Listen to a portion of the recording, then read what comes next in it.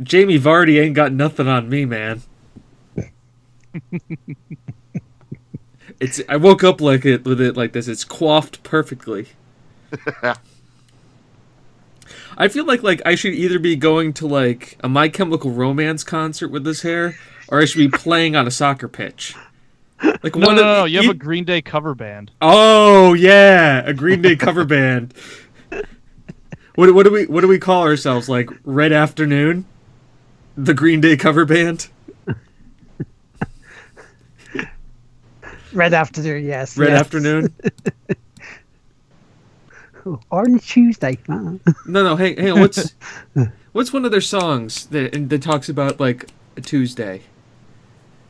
No. It would be a Green Day cover band called "Time of Your Life," because that's how most cover bands start. They're usually just the name of one of their famous songs. And looks Twitch alerts is working. Good. Thank you, Yay! Geo, for working that out. But here we go. Okay. Then let's get started then with episode 39 of the Game Won't Play Itself podcast. Welcome, everyone. I'm Will McKellar, aka La Teammaker. Joining me, as always, up there in that corner, is James Atkinson. I have the great hair today. I won the hair day. Yeah. If anything else. 10-10 will hair again. 10-10 with hair again. And it's up in me, just literally above us in this little picture. It's Chris Hergelman. Oh shit, we started. Hi guys, I'm here. I'm alive. I swear. Welcome. And stuff. I took his camera away. And then just above him, you can see him in the corner there with his microphone. It's our friend. It's our very special guest. It's Keith Patrick Dunn Fernandez. Hello. How are you exciting, guys? Wasn't it? Exactly. The waggles are It's like thrilling. jazz. We're doing like, Gotta get the jazz hands going. which that was a great impression of you hearing this on iTunes, you know. But yeah, today we've got our news, we've got our what we're playing, we've got also talking random bollocks with Keith, you know, because that's what we do when Keith's on. And because I have random bollocks. Yeah, well, And random bollocks with you, our faithful listeners. indeed, in the chat. So let's get started with the news. And I'm going to start this one off with full-blown anger mode here. Getting the anger going. Because MCV this morning posted a news article on, well, I saw it on Facebook when I woke up. YouTube from today are imposing new creator monetization restrictions, which means if you as a channel do not have 10,000 views over your lifetime, you cannot monetize your videos. You'll get fuck all for them. You have to have 10,000? Yep, 10,000 views over your lifetime. Otherwise your channel will not be monetized for your videos you post. Which is fucking stupid. They're trying to get around it by saying, you know, it's to do with other channels nicking content from other people and trying to use that to get money out of it. It's like, No, it's just YouTube being fuck all bad at what they do. yeah. I mean, in MCV it says one suspects, however, that the real motivation is to lessen the chances of brands finding themselves unwillingly aligned with hate speech or racist content. Ugh. Like, no, that's just. It sounds to me it's a way of YouTube not wanting to pay people for what they're doing. Yeah, that's exactly what it is. And it's fucking stupid. It's like, thanks, YouTube. Now we have to, we ourselves have to go almost double what we've already done so far to start earning money again. And that's just fucking shameful on their bit. It's just... I'm speechless. Bastards. My response to this, so you can find us at Patreon/TGWPIS, where, and believe it or not, I will work this out for you guys to kind of go with this. Arumba, a famous a very well-respected YouTuber, does a lot of Crusader Kings 2, Europa Universalis 4, kind of like a Paradox streamer. He does a lot of Paradox games. he ran the math. And to give you guys an idea here, and I'm not trying to promote our Patreon, but this is for any content creator or anybody that you see on YouTube that you want to support. $1 on Patreon is equal to the ad revenue of 1,000 views on YouTube. So think Good about that grief. math. $1 a month. $1 a month is equal to the ad revenue of 1,000 thing, and that's if you're a well-known YouTuber and you're getting normal views, and so you get a better ad revenue share. That's not including new startups. So think about that for a second. I know it sounds like an ASPCA kind of thing here, but It's a Tigriffy public service announcement. for $1, I mean, think about that. We do have 563 videos on YouTube. You'd have to watch every video twice in a month to generate the amount of ad revenue that donating $1 on a Patreon. And like I said, it's not even just us. It's any YouTuber, any content creator who has a Patreon. So to kind of check that and put that in perspective. Now, YouTube has the thin veil of saying that this is to like not promote ad revenue and hate speech and all that stuff, which, you know, with how crazy good their algorithms are, you're pretty sure that you could find these and delete them if you wanted to police your own website. But hey, I don't work on the background there. I can completely understand, especially with all the content claims and everything that get thrown about nowadays. I'm pretty sure that they work very hard on that kind of stuff. Or with the pettiness of Sega, for example. I'm glad you can't see me rolling my eyes. But it's just gonna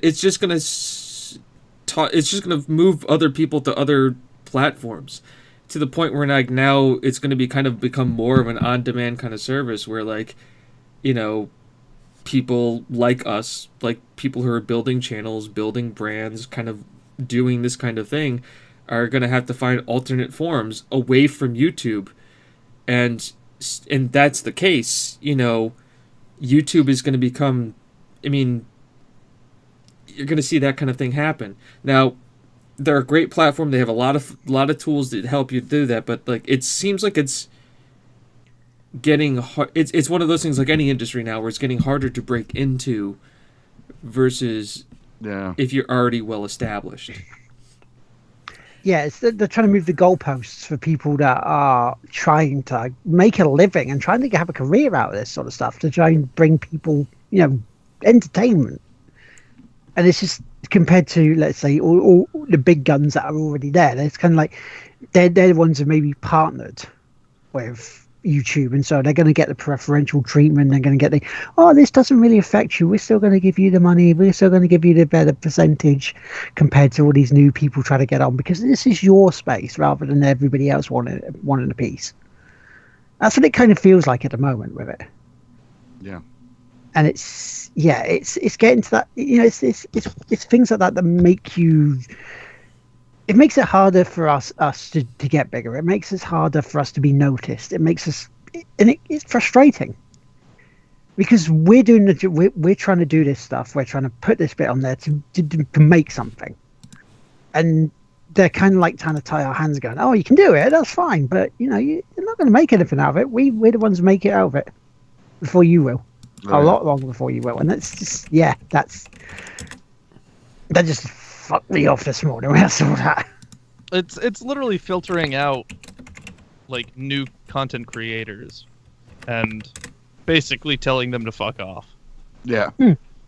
Because like if you, God forbid, someone wanted to actually start something like that, it's going to be nigh impossible. They're going to have to pump out so much content that it's absurd, and be lucky enough to get the views, or pray to God that they get viral, and it's not easy. It's just, to be honest, it's going to be the return of clickbait. It really is, and it's not even like clickbait left either. Yeah, I was going to say return. It was just so hiding. Resurgence is probably a better way to say it, but it's it's a huge mess. It's a great big mess. Because I don't want to put on our website. It's like James posted a video on YouTube, and what happened next will shock you. Exactly. Yeah. He combed his hair. The shocking part was that it wasn't monetized. Oh, that would be disappointing, wouldn't it? Oh, Oh, it's good to see that it's as of April 6th too. I'm glad I got an email about that. yeah. Oh yeah, no, Obviously. I'm also glad I got an email about that. And definitely not lacking any emails from YouTube since copyright claims.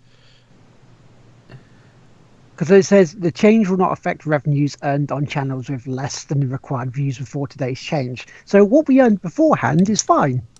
This is what we earn between now and when we hit 10,000. Yep. Cheers, YouTube. Thank you. And it has to be 10. It's 10,000 every 10,000. month. No, 10,000 total views. So Okay, it doesn't. So it doesn't start over the first of every month, and then you have to have No. 10,000 that month. 10,000 No, lifetime. because that yeah. Okay. because 10,000 views a month would kill off a shit ton of channels. Yeah. Because people will be like, even if it's an extra few pence a month, it's building up that pot to get to the $100. So then people will go, okay, there's your money. Here's your money you've made so far. And then it starts going on that way. It would literally kill off those people unless some of us like video streaming service or video on demand bits come up and go, hey, come with us. We've got some money. We will partner with you. We'll get you the views. We'll get you this. Which, But what's likely going to happen with this is that it's going to turn into something along the lines of new YouTubers are going to have to join a network. Because when I was with Freedom, it didn't matter how much I earned. They'd pay me out I think it was every 3 months. Like I'd be getting deposits into my PayPal for 7 cents. So, Woohoo! yeah, and they did a lot for me. I'm not gonna lie. There was a lot open from that, and I'm not gonna advocate one over the other. Networks just as a whole are engineered so that smaller YouTubers can get more out of their channel, or smaller channels can get more out of the channel for less functionality. So you don't have to build up to that $100 pot, but like at the same time, you're only getting 40% or maybe less depending on the network. So, yeah, I mean, I've seen some networks working on like Twitch, for example. I mean, there was a huge one that started. It was early this year. It really cropped up and it's exploded on there. I mean, I was even asked if I wanted to join it, and it's like, well, I've just not long come out of another one. I've pretty much doing one myself. This one I'm having a lot of fun with, so it's like I'm gonna politely just move that away. And it's nice to see that they've grown as big as they are at the moment. But it's not something I wanted to go back into again, because with what I do at home, with what I do with us, with the fun that I have with us, I don't want that workload on there, because I know what type of workload that would entail. It comes onto it. And it was just, I mean, as James would tell you, right, it was just too much doing when I was in the other one. After that, I was a miserable bastard. Some people would say I still am, but No. but it's that lightning in the bottle for YouTube as it was, and now they've just moved that goalpost to make it even harder for people to actually make something, especially from the ground up, unless you strike with that and people just go, oh, this person, let's start chucking views at their way. Right. I'm just trying to look up some stuff here because I'm reading their creator blog right now about the situation, and I'm wondering about grandfathering. How do you mean? How'd you mean? Grandfathering. Because as I'm reading this, Starting today, we'll no longer serve ads on YouTube YPP videos until a channel reaches 10K views, lifetime views. The new threshold gives us enough information to determine the validity of a channel. It also allows us to confirm if the channel is following our community guidelines and advertiser policies. By keeping the threshold of 10,000 views, we also ensure that there will be a minimal impact on our inspiring creators. And of course, any revenue earned on the channel under 10K views up to the day will not be impacted. In a few weeks, we'll also be adding a review process for new creators to apply to the YouTube Partner Program after a creator hits 10,000 lifetime views on the channel. We'll review their activity against our policies, and everything's good, we'll bring the YouTube into the Partnership Program and begin servicing ad on their content. Together, these new thresholds will help ensure revenue only flows to creators who are playing by the rules. If you're a new creator who's starting to build your channel, a YouTube Creator Academy is already a great tips to make original content, growing your audience, to help you get to 10,000 views. If you applied for the YouTube partnership, you can check your application status in the Creator Studios tab under monetization. We want all sides of the YouTube community field and application process to be handled to ensure that revenue continues to grow in the right hands. That's what they say. Now, your account is enabled from where I look at our account. Our account is partner verified. We're a partner. Oh, so it's 10K views for the verification process now. Yeah, so you need to hit 10K views before you can apply to become a YouTube partner, before you can start getting ad revenue. Oh, okay. So, and we all know how long YouTube's verification processes take. Yeah. Yeah. I'm still waiting to hear back on a video here, YouTube. It's only been under review for 2 weeks. Brother. So, my question is, that's okay. So it's tougher for more people growing up and building a channel with YouTube. What about somebody who's us? Right? We're already. I mean, I don't know about. I can understand the ad revenue thing. Okay, 10,000 views. But here's a question for all of you. We're already partnered. It says so on our channel. We're partner verified. We're a partner. It says YouTube partner. Do we have to reapply when we hit 10,000? Or do we keep our partnership and our ad revenue starts kicking in once we surpass the 10,000 view mark? Well, at That's the a good moment, question. it's past April 6th. So if we're still showing that, well, then we're still partnered. But to me, it sounds like we won't get any more money until we hit 10K of views. So the whole 4 cents every 2 weeks. Yeah. So, what did this tell us? YouTube is trying to make sure creators are building a brand and channel, and having smaller people go to other places. So, guys, what's our next clickbait ad? What are we gonna do? What's the title of this video? Throny. But Hergelman War will shock you. The things that came out of What is- Keith's mouth. Yeah. The podcast is going well until Keith said this. I think that should be the title. And it seems like too that they're pushing once again. If we're looking at the kind of the ebb and flow of YouTube, which there has been, it seems like they're pushing once again towards shorter content videos.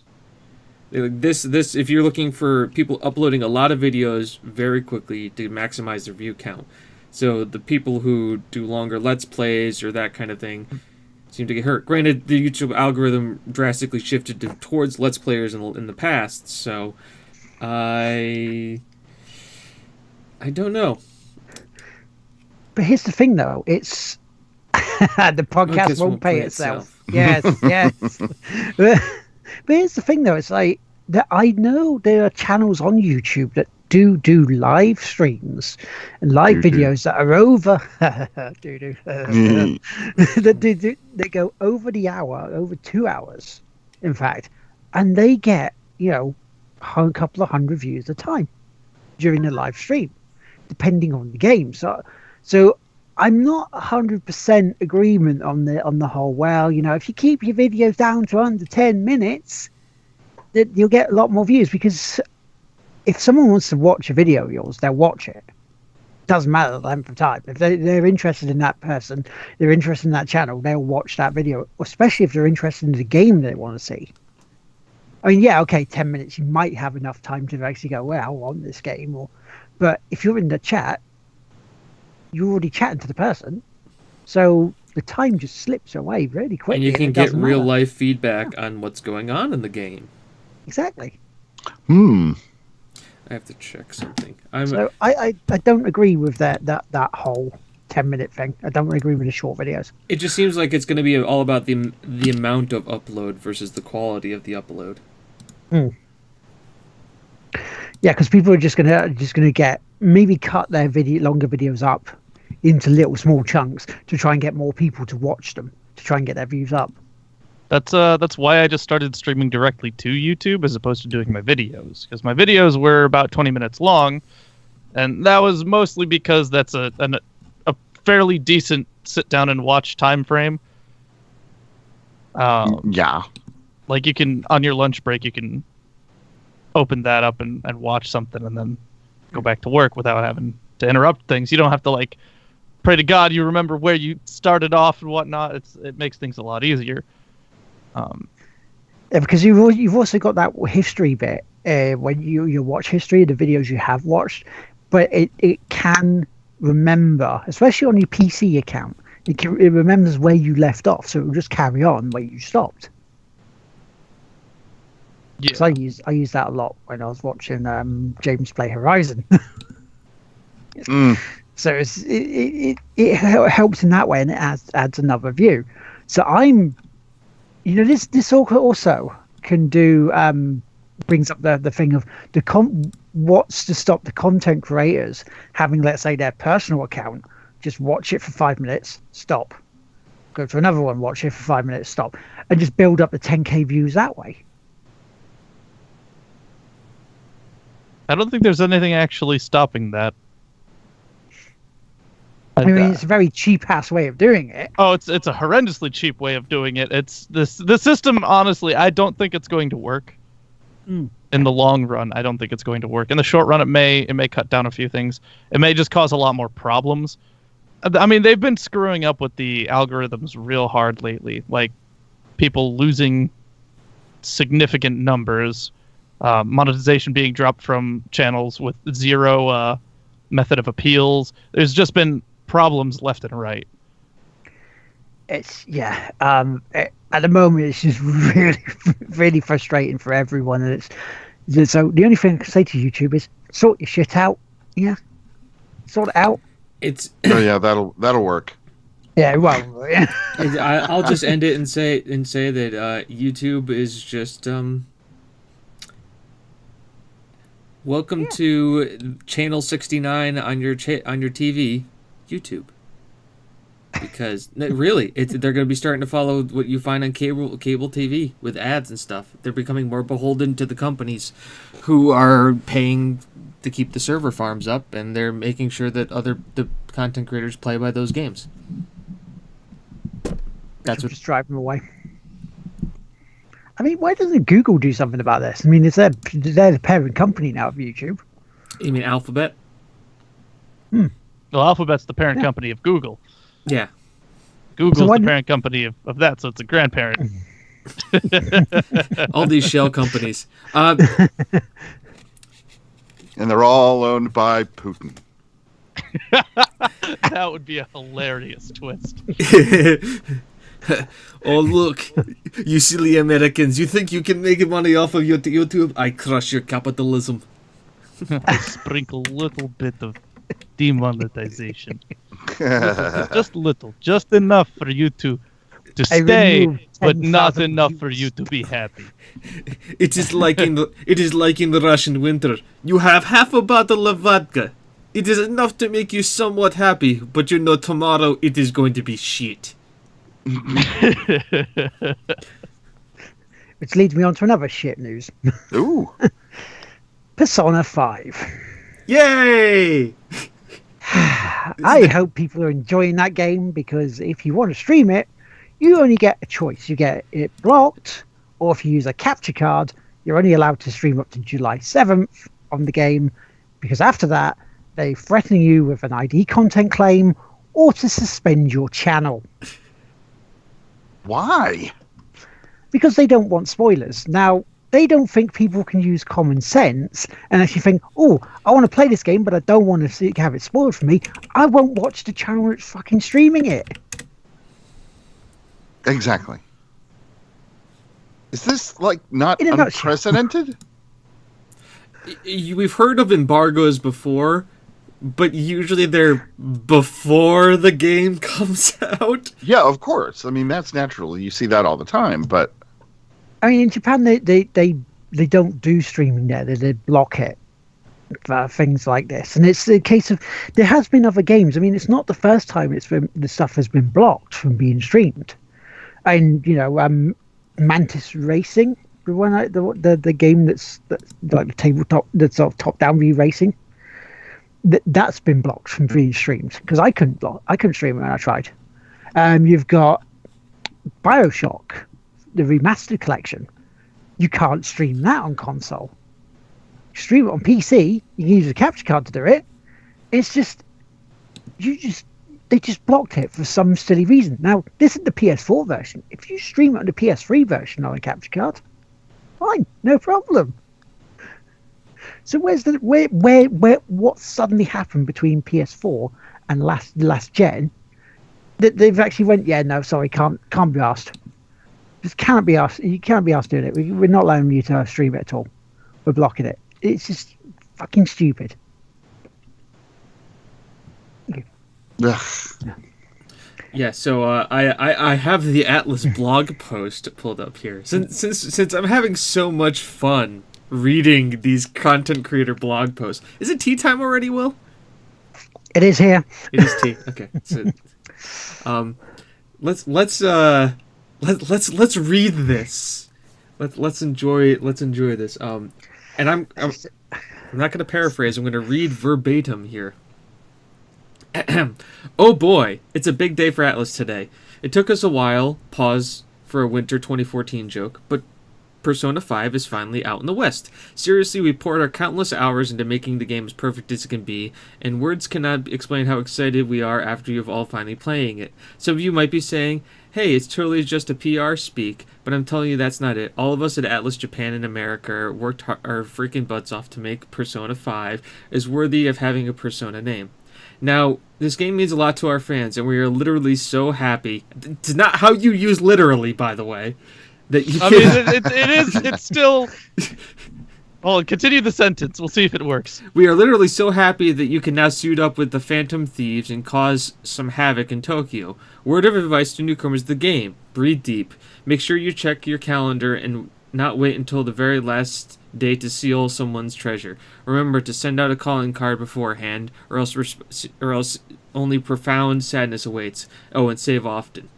Okay, now let's talk about Persona 5 streaming videos. Simply put... Yeah, and by the way, that literally, should not have been there. It should not have been there. It's not wrong. It just doesn't do anything. Yeah. It doesn't do anything at all. We are literally so happy that, but they never finish that thought. They just say they're literally so happy. And we're trying to hit a word count with this because, like, we are so happy that our fans can now suit up. It doesn't change anything by having the word literally in there. You could take literally you could take literally out. We're so happy. Okay, You're sorry. like, there you go. And I'm not even an English major. It just sounds... Totally, Just put it in totally capital, unnecessary don't use shout of it. literally. Okay, so... Let's Okay, talk... hold on. Just real quick before that. It still is grammatically correct, but it just doesn't. It just doesn't add anything. It is a filler word. It's good to know At this that point. person used dragon speech to talk to write this blog post, because that's what it sounds like. By the way, I have Dragon. I should start transcripting our podcast so people can actually read them as blog posts. Or it's lost in translation. Yeah. So, continuing on here. Well, some nice content manager probably wrote this. Okay, let's talk about Persona 5 streaming video. Simply put, we don't want the experience to be spoiler for people who haven't played the game. Our fans have waited years for the game to come out, and we want to really make sure that they experience it fully and totally a new adventure. Please read our video streaming guidelines below. Please do not post any specific plot points or story spoilers, or talk about the game in broad strokes. Good example. This game deals with dark themes off the bat, and a lecherous teacher and corrupted individuals. Bad example. Players immediately run into trouble with a pervy teacher. Spoiler. And the actions caused to spoiler. We are welcome to talk/show confidants, new combat, the Velvet Room, dungeons, but just keep in mind that singular story playthrough viewers are highly wary of spoilers. In-game content limit. Please limit video content through the game until the date 7/7. That's the hard cap. Video content. You can post however many additional videos you'd like, but please limit them to 90 minutes long.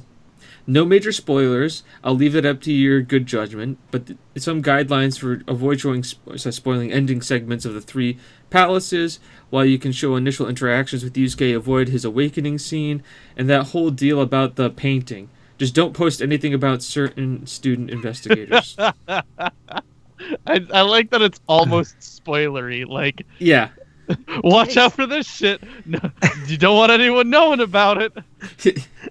It sounds like, it just sounds like it's a PR bit that they send to people to reviewing games that want to stream it early. Yeah, there's 3 more bullet points sounds like, too. You cannot control a world full of gamers by asking them, please don't do this, because you know what they're going to do. They're going to post spoilers, but they're going to say no spoilers. And then they're going to purposely spoil it for people. So I've had an idea, right? I want to run it by you 3, and I want to run it by chat as well. Because hello, Gina, hello, Punisher, and the rest in the chat. Hello, I see you. Hello. Right, here's the idea, right? We have a video up on YouTube. There's no video of it. There's no sound of it. It is one of us playing the game, and we're talking the game. It's a written words. It's a vocalization of the game. Let's make this even more meta. We're going to reenact it. No, not even reenact it. I'm going to say we're going to take this to the next level, where it's backseat gaming level, where you are not playing the game. You are watching the guy play the game and trying to explain to people what's going on. It's like, well, I'm watching James now. He's gotten into his first fight, and well, it's going well. It's going to be a tough one, I think. Here, Robin, he's getting really lagged up. I don't think he grinded enough XP. We'll shoutcast it. Just shoutcast it. He didn't grind enough XP for this one. Oh, I don't know. There he is. He's rolling the attack. It's a critical. It's a critical hit. What a fantastic move to kill the boss. We just Hello, Moonball. We just came up with a new genre: shoutcasting role-playing games. Shoutcast RPG. Shoutcast RPG. I think we need to get that channel name right now on Twitch. Shoutcast RPG. Working on it. Dude, we need that right. Chris will have it done in 3 Kingdom seconds Hearts now. 1.5 and 2.5. We've got I know Dragon Age Inquisition. I don't know which email I should register it with, though. I have 30 million. It's whichever one works. Make a new one. Shoutcast RPG. Fuck you, Atlas.com. It's just, it's just stupid. I mean, they're trying to control it, and while I can understand they don't want the game spoiled for people, but it's a game that people talk about anyway. I mean, what are they going to do if someone outside goes, "Oh, have you played Persona 5? This boss was brilliant, wasn't it?" Are they going to suddenly hear this from beyond, from way up there high? We're using a spy satellite, going, "Oh no, can't say that." No, they're not gonna... And a brick falls out of the sky. Yeah. Don't worry, guys. Don't worry. IGN gave it a 9.7 out of 5. Don't worry. A 9.7 out of 5. Wow, Yes. that's amazing. Apparently, I have too many Google accounts. That's to get all your views over 10K, isn't it? Well, I have like 3 off channels that have absolutely zero content, by the way. So don't bother looking for them. There's nothing there for you to see. That's. See, Hey, that don't puts- worry. It's DLC includes outfits that you can't watch or see. See, I know Atlas is saying they're trying to look at their policy to change something, and they need to look at this and go, we're just being dicks here. We just really are. We're just being dicks. Yeah, it's not very user friendly, that's for sure. Okay, There's a- so Moonball, to give you an idea, what are we doing to do the stream right now? Good question. Good technical question. I will break the hate party on Atlas for 2 seconds to actually Which is explain great what because we're I can doing. read up on the next piece of news while you're doing it. So, what I'm actually doing right now is I'm the person who's running the stream, so everything's going through my computer right now. Those 3 guys are all on Skype, so they are windowed in through a Skype call right now, which I have then trimmed so that you just get to see their wonderful faces and not the rest of the Skype call. Chris not being there is just a stock image. My right is your left. I have to work about stage terms. By right photo now. stock, he means a custom icon that I use for my channel and everything that is Hurgleman. Correct. It's Skype and screen capture, and then what I do is I run a background video of one of the games that we've played, just to kind of spice things up to give people something to look at besides just, By the way, someone else is going to have to register that. I have too many. I have too many things registered. I'll be right back. So yeah, if we want to like really look at it, it's just a open broadcast studio. It's free to download. And then where those guys are on Skype, mine is a direct camera feed that I only use for the podcast. Any single other time I do anything, you don't get to see this. Yeah, the face is only there, as an extra for the podcast. It's like because the first one's always free. Any other time you want to see that face, you got to pay. Buddy.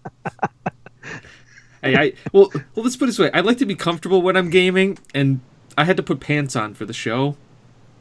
I'm not saying that I don't always game with pants on, but when I do, it's See, really Keith is so excited comfortable. now. It's like, really, you have no pants on. Oh, brother. I barely ever put pants on myself. I wake up in the morning, I go sit in the desk chair, I work all day, then I move my chair over to my PS4, and then I go to bed. So I just circle in pajamas, doing all these different things in a 6-foot square space, basically. Yeah, actually, I'm actually not playing this game right now. As you can see, either that or I'm really freaking good, and I'm not that good. So Well, this is a clicker game. it's, Click. All it's 5 actually hours later, Vikings. that's But yeah, no, that's what I kind of do. I mean, I've been thinking about if it's something you're interested in, Moonball. I don't mind maybe even doing a tutorial in the background so I can kind of show people how I get all this set up. Mhm. Larden Rock Hello. Dad. Boo. Hey, boo. So yeah, that's how this happens. And then I'm supposed to edit it and put sound up on SoundCloud, which I actually did some. I have up to episode 32 edited. Yay, we're getting more. So Carl will be happy. Yeah, I'll actually Carl. upload it. Hi, Carl. I told you. Hopefully you're enjoying this in September. While waiting in the queue to get into EGX, while I'm standing next to him. You all right, Carl? Hey, you guys just say hi to me. What's happening? Okay, Carl. Right now, I want you to turn. To Will, and I just want you to stick your finger in his ear. By the time this happens, he'll have forgotten this whole segment happened, and he'll be very confused. Like, what are you doing? But we'll know, and that's the important part. But Peter in the chat was saying that he's expecting you, James, to say that you were up to episode 32. You played without pants on. Well, you'll never know. Because we keep having to ask the question, who's wearing the pants and who's not wearing the pants, and they'll win Halo 5. Apparently, people just really don't want Halo 5. Yeah, I mean, look, to put this in look, it's real. It's fucking real. You can win. We've only been trying to give it away since episode 1 of the podcast. It's real. Look. I have to go to the restroom real quick. Go ahead. I'm going to leave an effigy for you to look at. Okay, we will It's a talk about Xbox miracle stuff of while you're away. science. It's Mini Keith. It's Mini Keith. He is It's left Mike. with us. Hey, Mike. Hi, Mike. How He's you the doing? strong silent type.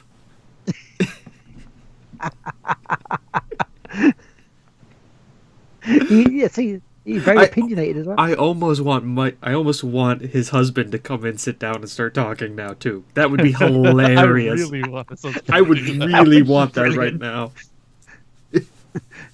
So, what's that, Mike? You want to know what the other news item is we have? Okay, then I'll tell you. It's the specs for the Xbox Project Scorpio was released on Tuesday. This is a terrible idea. Actually, it wasn't Tuesday. It was Thursday. Sorry. What am I thinking? Tuesday? Because I was streaming at the time, and everyone was like, "Oh, the specs are being revealed." It's like, okay, I'm still streaming. It can wait. But yeah, so the Digital Foundry on Eurogamer have done like a comparison bits between the Project Scorpio Xbox One and PS4 Pro. I mean, the CPU is saying they got 8 custom x86 cores clocked at 2.3 gigahertz. I mean, is that good? That sounds like a lower tier Ryzen. Yeah. I mean, it is pretty solid. If the system is engineered to work the way I think they're going to be trying to push for it, that's going to be phenomenal. For a console. 2.3 isn't bad. It's not optimal, but it's not bad. It's workable, especially with gaming, because most of gaming stuff doesn't really rely on the CPU as much as it does the GPU. Yeah. Which I will let you know the specs that in a second, because comparing it to the Xbox One and the PS4 Pro, and again, your opinion, I'll get your opinion on this in a second, is they both have 8 custom Jaguar cores clocked at, the Xbox One is 1.75 gigahertz, whereas the PS4 Pro is 2.1. So when you compare those, would you say that the Project Scorpio CPU is much better, or is Yeah. it just slightly More better? gigahertz Yes. the better. To give you an idea, I'm running an Intel Core i7, which is the 2700K, which is about 5 years old now, and mine's at 3.5 gigahertz on 6 cores. Right, because Moonball in chat saying the Scorpio signals the end of this current gen of consoles, he believes. Maybe. Or maybe we're just done with console generations, and they're just going to release things when they come about. Yeah, it sounds Yeah. like they're going that PC upgrade route, really, isn't it? I That's wouldn't what be it surprised if they go about that route. If But they here's know- the thing. So the difference between them, the PS Pro being 2.1 gig per, it's a 2-point difference, but it's a 2-point difference times 8, so it's a 1.6 difference in reality. Right. Right. So that's where it's coming in, which is basically, what is it, like an 80% overclock equivalence? It's a good question, Moonball. Will it be backwards compatible? Will it play Xbox One games? Yes, they said last year when they talked about it at E3 that it will. They're saying that no, games that are going to be released are Xbox One, Scorpio, Windows, the cross bit. There's no bit that's now is going to be left behind. So I imagine the Xbox One games that are currently released will play on it, like the the PS4 and the PS4 Pro. So you can play your games; they'll just be boosted up. They're subscribing to the George Bush philosophy of video games. There's no game left behind, like no child left behind. So we won't leave Rise behind. Don't worry, even if you're an underachieving game, we'll track you in the right educational system, get you the special needs programming that you need so you at least can graduate with a high school diploma. Because America education system. Nope. Moon. They said, what's the guy's name now? Phil Harrison? No, it wasn't him. Head of her Xbox for E3 last year, he said that games that will come out that are released for Xbox, whether it be Project Scorpio, Phil Spencer, thank you, Peter, that are released will play on all of it. Whether you have still an Xbox One, Project Scorpio, or Windows. Read my lips. That's more taxes. Because he said all the bits there, including like things like accessories, would do that. That's why he said, because he wanted it to be like a family bit, like a family of products, rather than just like the turning the Xbox One into your idiot cousin who just comes around occasionally. You just stare at him and it's like, I wish he'd go away now. Gary. No, Gary, I don't have a place where you can go and smoke your bowl. Just take it out. Grandma is here. You're not getting high, all right? You did it last time, and we had to take you off the roof without your pants on, all right, Gary? So just fucking chill. You can not toke up for 2 minutes. Yeah, damn it! You remember when Grandma took us all ram raiding? Yeah, trying to get a unicorn. No, she was high for days. Yeah, Gary, it's nice that you have Halo. That's cute, all right? We've moved on from that. So do we. We're trying to get rid of it. Yeah, we're trying to get rid of it. Damn it. So back to the specifications of the Scorpio. The GPU we were talking about is 40 customized compute units at 1172 megahertz. Compared to the Xbox One's 12 GCN compute units at 853 megahertz, which the Xbox One S is 914, and the PS4 Pro is 36 improved GCN compute units at 911 megahertz. So in that way, it looks like the GPU, they've really boosted it to try and beat out the PS4 Pro in terms of graphics. Because it looks like they've kind of kept their cards to the chest on this one to see what the PS4 Pro was doing when they announced that last year. I went, that's okay. What I was saying. Last time they announced early, and then PlayStation had another 2 years to develop. Yep. Yeah. And then look at when it hurt them hard. Came out. It hurt them so hard. Yeah. And then you got the memory. Now the memory is 12 gig of GDDR5. DDR5 RAM. Yeah. Mm-hmm. Memory bandwidth is 326 gig. Now the hard drive. Now this is the bit that annoys me on this one. This is the bit that made me go, really? 1 terabyte, 2.5 inch. We know by now that's not enough. We eventually got PlayStation to make it external hard drives compatible with the massive thing so we can get more games on them. And they still go with the 1 terabyte. Why not start with at least 2 on there now from the box? And because 2 would be double the production cost, which would add in another $60 on them. Might be worth it. You got to pay that robot to install that part. Yeah.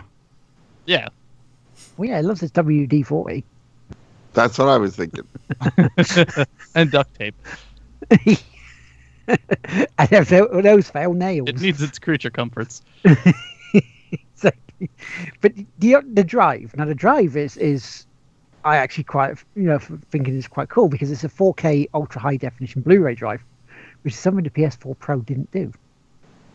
which is kind of I thought was a bit silly on their part, considering Nah, because when PlayStation pushing- is now Sony's pushing their own movie and music station. I mean, their own TV thing now, where like Sony has its own on-demand streaming services where you can actually get cable television, Oh, PS View. PS View. Right. So the probably reason why they said, why are you gonna watch DVDs of stuff when you can stream Netflix, stream Hulu, you know, go and actually watch live on-demand TV whenever you want. because It's an people like interesting myself idea are- that I had not thought of. because people like myself are awkward, and streaming wise compared Moon. to when you do streams, sometimes the internet still, though, for the general population, isn't where it should be, and Speaking- so I was gonna say, speaking of production costs, they probably did that to also keep production costs down, because then you don't have to put a Blu-ray drive in it because you're assuming your box is going to be streaming. true. I mean, nowadays, here is we're okay with stream wise. We're still getting a few glitches and still getting a bit of buffering, but if you see other people who have, especially still in inner city areas, some of their internet is still fucking terrible because of the price. So now, if let's say this net neutrality bullshit happens, and it pushes the price up even further, people may not be able to afford to do this for streaming service because you're paying for the internet access to begin with. Then you're going to be paying a subscription fee for Netflix, your Amazon Primes, your all this gubbins. Whereas with the Drive, you just pay once for the disc, and then there you go. You're off and running. What's the average cost of a Blu-ray? Blu-ray at the moment is about 20 quid. 20 quid. All right. What's the average cost of a Netflix subscription? $9.99 a month. So 2 months of Netflix for Average. 2 months of Netflix. I mean, I understand the streaming side thing, but it's Yeah, and you could say, well, yeah, you've got the whole collection there. I mean, hell, I should be playing more devil's advocate for it because of the whole WWE network. Because you go, well, lad, look at what you've got on there. You've got all your pay-per-views, you've got all this, you've got your live pay-per-view stuff. So it's like for your undisclosed monthly fee, as they coin. Is it good value? Yeah, it's fucking great value. But if you start adding up, let's say that next Netflix, Amazon, because sometimes you don't get stuff on Netflix, then Netflix removes things that you may want to watch, and you don't know when or if that's going to come back. And the 5 shows on Hulu. yeah. Which is going to be There are supplemented by downsides. the same 5 shows on Amazon Prime. Yep. Yeah. And then you got season 1 on Netflix, but season 2 on Hulu and season 3 on Amazon Prime. Though, let's be honest, if you want to watch Grand Tour, you're going to have Amazon Prime. Yeah. like if you're going to watch actual Top Gear. By the way, how did Amazon, an American company, get like 3 great British TV hosts to host their driving show? You guys took Matt LeBlanc, an obviously American, to host your driving TV show. How the fuck did that happen? Oh, I know this one. This is an interesting one. This is If memory serves, I don't remember if he was inebriated or not, but I can't remember his name to save my life. Jeremy Clarkson. Yes.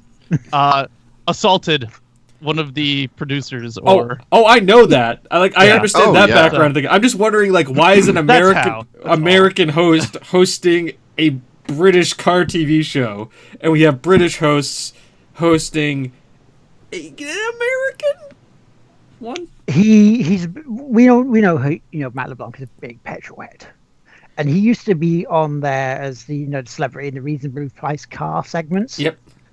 And it was from there that the BBC would have seen how much and how passionate he was for it. Because remember, with Reboot, the first series, he was only like a co-host. He wasn't the main host. There was a guy called Chris Evans Yeah.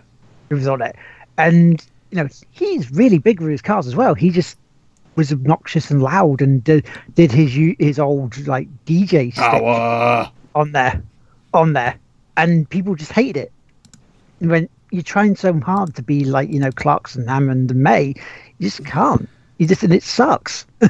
So people hate it. So he got so much shit for it. That's the big reason why he left after the first season. He went, yeah, no, I'm not coming back. I don't want to know. as Punisher says, Chris Evans is just annoying on it. I mean, I used to like Chris Evans at times, during his early days, but as the host of Top Gear, I was like, okay, let's have a look, and then didn't bother. I think I heard it sucked balls. I think I found our new backer reward goal. Our next one is to get as you can see here on our Amazon Prime listing, it is £49.99 for a Blu-ray player on Amazon Prime.co.uk. So to save Will for the PlayStation Pro, we can set a backer reward goal for £50 to buy Will a Blu-ray player. We have Blu-ray players. No, That's okay. we need to keep this tied to the PS Pro. PS Pro. So there's your thing. By the way, question: are PlayStation games on Blu-rays? Yes, they are, aren't they? So how is a PlayStation Pro gonna play PlayStation games if it doesn't have a Blu-ray player? Well, it has a regular Blu-ray player, just not 4K. Yes, it's not 4K. Oh, okay. So the 4K. How many people have a 4K TV? Not enough at the moment, even though it is growing. 4. It's only 4. It's huge. Oh, you know, It's big as 4,000 4,000 globally. Half of them are in Most Saudi Arabia. Maybe. All right, let's push that to about 12 then. But so yeah, it's just. See, we know my thoughts on 4K is like, number one, can you really tell the difference? Number two, if you have a 4K TV, it's not a matter of I have a 4K TV, this looks better. It's I have a 4K TV. Yes, I'm a little bit insecure about the size of my penis, but hey, I've got a 4K TV. The 4K TV is the new age, is the gamer version of a sports car. Let's be honest. The to all my friends who do have 4K TVs, these are the words of James Atkinson, the main represent the views of Keith Hegelman and myself, and any other members of the Game Will Play itself. any emails or complaints should go to james@tgwpi.com. I'd be happy to field them. I would be happy to field them. If you have a 4K My TV, television, because of that, my television only has 520 lines. there you go. See, like Massive penis. Terrible television. If you see a guy playing like Pong on like the original fatback. Pong set, like that dude is just rocking it, man. You gotta be like, that guy. You better just walk away. So, dude, you got this, man. You're good. you go to visit him. It's like, yeah, do you want to come see my 4K TV? It's 55 inches. It's like, okay, brilliant. What are you playing on it? The Atari 2600.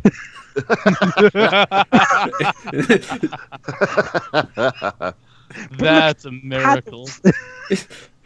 How did you get that to work? Because it's the Atari. It's actually the Atari. Did they make adapters for this, or did you have to wire this yourself? Like about 5 or 6 different wires and connections. You could do it. People stream it. I would hope they do. Join us next week when Kurgelman plays James in Pong. A live Dig Whippy special. With those shoutcast so you know Atlas can't ID. It's going left. Oh, he did the trick shot, the double banker. It's the double banker. And Chris has moved the bat up. Oh, that hit the ball. It's moving towards James, and James has moved the bat down. Oh, and he hit the ball as well, and it's going back towards Chris. And Chris missed it. It's like listening to tennis on the radio.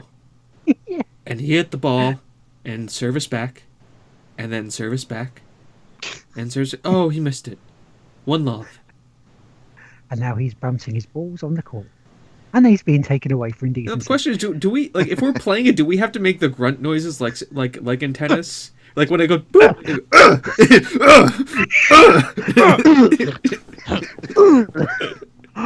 I should do that on Dish Jam. You throw it back, it's like, ugh. Should do that. just Right. Yeah, boom. You know it. But yeah, so right. Anyway, that's that's news. That's done. We're done. We're finished with that. Time for what we've been playing, and because we haven't had Keith on in ages. What have you been playing, Keith?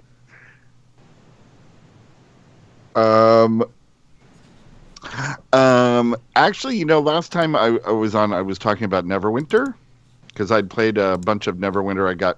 I finally got one of my characters up to the level cap, and then I started playing another character, and I got her up to like level 29 or 30 or something. And then this game came out called Mass Effect Andromeda. I almost said Armageddon. Mass Effect Armageddon. Really? Tell me more about that one. I have never heard of it. Surely that's that new game coming out on Steam and consoles called Trump Armageddon. Oh, that would be fun. It's going to be the biggest game, best game. It's the biggest game ever. Huge. Biggest. It's Huge. going to happen probably on Wednesday. We're going to make it great. make video games great again. And so I was playing that, and I liked it okay. And I wondered if there were problems with the balancing, though, at the beginning, because I was playing on normal, and, it's a cover-based shooter thing, right? So you have cover, and then You shoot. And you shoot pretty much in one direction. You shoot at one Except direction. What have they done? Except that I was playing with the headphones on, and enemies were coming in 360 degrees, which makes me wonder what good the cover is doing, except to distract me from the fact that these turtle dog monster beasts were sneaking up behind me. I couldn't hear them because they weren't making any noise, and all of a sudden I'm getting killed. And I was like, somebody who has played Mass Effect, I have come to find out that Scott Ryder is actually Derek Zoolander. He can only aim this way. He can only aim to his left. He can't turn right. It just doesn't happen. He doesn't know how. He can't turn right. He can only look to his left. If you are standing with your back, the cover is right here, right? And you want to look this way, Scott Ryder will do this. It's like, no, but the edge is there, Scott. I don't know. It doesn't make sense. Blind spot. So that was frustrating, and I got to a point where I was like, you know what, screw this. So then I had to search in the menus for how to change the difficulty, because I was like, this is just pissing me off now. Something's not right. Either I'm completely the worst gamer in the world, which is definitely a possibility, or the game wasn't quite balanced right, or some shit was going on. So finally I found where in the menus I could change the difficulty. So I went to casual. Filthy casual. Which is fine. I know, but then I was enjoying that. It was okay. And then Drawn to Death came out, and I played some of that, and I really, really liked that game. I thought it was a lot of fun, except that it kept crashing. So, but the new patch just came out for it yesterday, and I haven't played it since the new patch came out. So, but I was going to ask you, have you played Mass Effect since the patch has been released? Because they have patched it this past week, fixing some bugs and things. Making people actually look like people and not. Only this part of my face can move. Only this part of my face. My eyes are really big for no apparent reason, and they look dead inside, like me playing this game. Only this part of my face can move. Only this part of my face can move.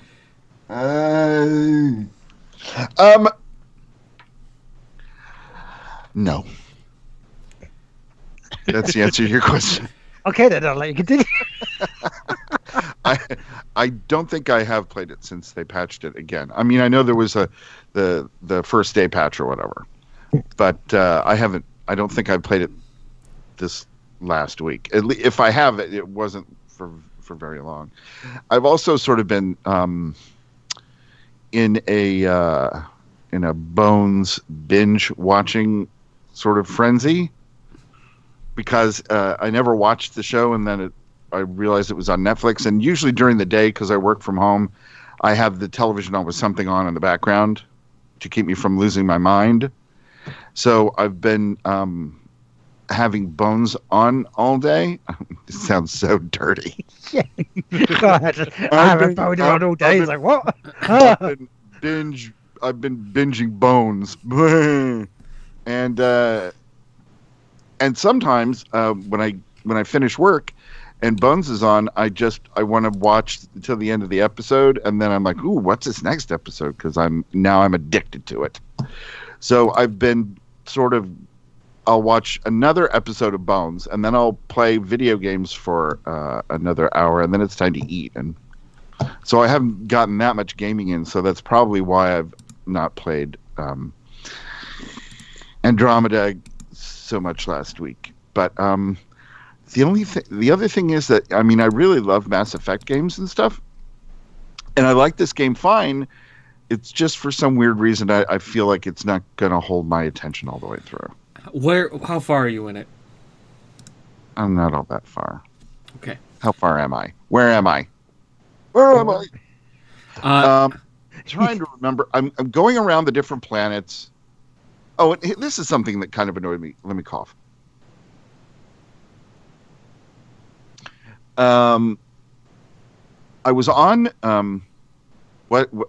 whatever that first planet is. The desert planet or the planet before the desert planet? The one you crash on? No. Do you take the Tempest there? Yes. Okay, so that's the desert planet that's radiated. Yeah, exactly. So I'm there, and I'm doing all this stuff, and then I get, the pop-up that tells you have another... my brain is just mission? Not working. Because it's Sunday. Thank you. You have another mission. Good God. And I just landed on that planet, and it's telling me to get back in the Tempest because, the little thing is showing you where to go. And it says, talk to Xenu. I don't know whoever the fuck it is you're supposed to talk to now. And so it's like, go on the Tempest. Okay, I just got on this planet, but okay, it must be someone in this ship. Then you go in there, and they're like, okay, leave the planet. And I'm like, I just got to the fucking planet because you told me to come to the planet. Now I got to go. And not only that, then when you get there, you can't find that person. They're not on the Tempest. They're all the way back at the space station. Citadel. The Citadel. The Citadel that's not really the Citadel. You're not fooling me. And so... Citadel 2.0. So you have to go all the way back over there again to talk to somebody. And I was like, So you talk to somebody, and then somebody gives you a thing, then you take to Sam, and then you almost give Sam a virus. So you played a side quest. That was a side quest. Yeah, that was a side quest. So, and I was just like, I need a break from this because now I was all the way on the planet, and now I have to go all the way back to the planet because it was stupid. Two good things about the patch. Number one, all those transition sequences that you see between planets, you can skip them now. Oh, that's right. I read about that. Now I'm remembering. Yeah, but no, I haven't played since then. Yeah, you can skip that now. And number two, the story gets a lot better. It's almost like a Star Wars film, where it starts off really slow, and then by Act 2, you're like, okay, I actually have bought into all these characters. And you can probably buy into them even more because they don't look like soulless monsters. except for the saga where you have to wait 4 films before you get invested. Oh, right. Ooh. Well, maybe, I know I'm going to go back and play, and hopefully it'll get its hooks in me. But I was sort of waning on it a little bit there, especially because also Drawn to Death is so unbelievably funny. It made me laugh so much. because it was nasty and said stupid shit and made me laugh. Yeah, I remember watching because Geo was playing that on stream for us. Oh yeah, Yeah. Watching some reviews about this frog saying it's masturbating while watching you play. I'm like, wait, what? Excuse me? Did you ask my permission? actually, the frog looks quite a bit like Hergelman today. But see, people in the stream, they won't see that because it's the cartoony face of Hergelman. But on our Skype, it's like a frog Tudor Tudor period of it. It's like that's why. But yeah, it does look like a lot super like fancified frog. Yeah, I'll dig up the photo and post it in chat. Thank you. Yeah, because and the I'm frog not from about Drawn to to change Death. things. The frog from Drawn to Death is he doesn't actually speak, but I think they spell his stuff with the British spellings when he talks. think so. I'd have to I look think again. they do. I think the purpose there is for him to be half dead British frog thing. That doesn't make any sense, but Half dead. You know, it's- yeah, I get it. Dave, what's his name? So the game maker, Oh, David Jaffe. David Jaffe. Yeah. So, he's wildly insane. God, now I can't find it. Yes, he is. We have other bits in chat about stuff you've played so far, and it's Peter saying he had to make a manual save before he exits the game and then loads that last save up before he starts because it just wouldn't autosave for him. And he waited to do the side quests for about 5 days before playing them. Why was that? Was it just because you don't want to do the side quest, Peter, or is it just a case of in case they bricked it? Well, I've been on PC. I haven't had any of those issues. Because Geo is also multitasking with the phone app, which he tried to do. There's a certain thing you have to do to get some trophies via the app, which you can do on your the main game itself. But apparently it wasn't working, so that's another thing they have to sort. And did like long list to just get a list of rollers. There's an app for your phone that you're supposed to use. I think for the strike teams, you get to send out strike teams.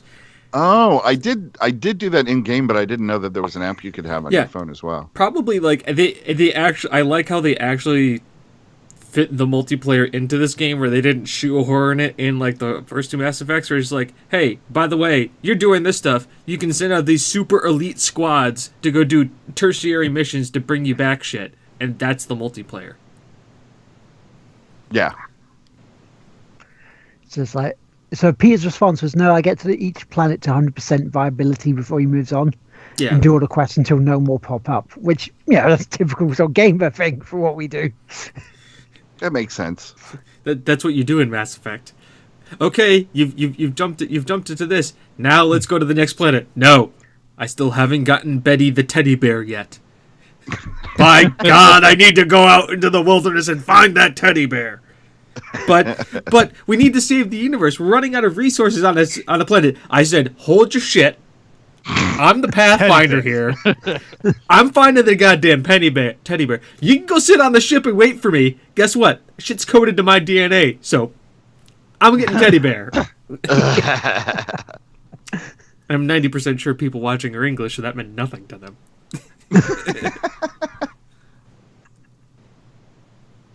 Yeah, it might, yeah. We'll see. And Peter also plays on PC too, and he tries to bang the aliens. It's a Mass Effect game, of course you are. Yeah. You're not banging the aliens. You're doing something wrong. I actually made a conscious decision, and my writer, not banging anybody. Is that so? The Gamecast RPG. Why is that? My God, James has decided to be celibate. It's not that I'm trying to be celibate. It's just like it didn't make sense to. It just with the way the story is. And by the way, when you get to watch it in the chat, I actually have Mass Effect Andromeda playing in the background now. You got to see some of the wonderful cover mechanics where Scott Ryder is standing with a corner of the wall and he's just not doing that, just not turning it. I've also decided to play a Scott Ryder who is basically the melee type. So I just run forward with a shotgun and shoot people. So I just don't give a shit about cover. I found this instead. No, not say the right thing, but Let's have a look. 10 out of 10. that may be my new. Let's not knock over everything using carpets. That may be my new Skype portrait. I may update it. Yes, you should do that. I mean, I know you don't have to romance everyone, and I know you can avoid it, but it's like, are you haven't you wanted to just play it like a spiritual successor to the intergalactic sex pest we know as Commander Shepard? Have you not wanted to do that? Did you not hear the headcanon and the story that I built with my Shepard through all 3 Mass Effects? No. Okay. So allow me to spin you a yarn. Ooh, yarny. My Mass Effect 1, my Shepard was Paragon. He started to have a romance with Ashley, had the romance with Ashley, then chose to kill her for the greater good, to keep Kaidan alive. Next step, Mass Effect 2 happens. Shepard is becoming a little bit more jaded, and also now after losing Ashley, he kind of buries himself in his work, who also happens to be named Miranda Lawson, and deals with all of that. Come Mass Effect 3, Shepard is done with this shit. He's just fucking off. He's total renegade now because, to be honest, he's been Atlas carrying the world for so goddamn long. Nobody's been listening to him, so he's just doing it. Fuck it. If you guys didn't care, now I gotta fix your problem. Guess what? No more Mr. Nice Shepard, and he just didn't be with anybody.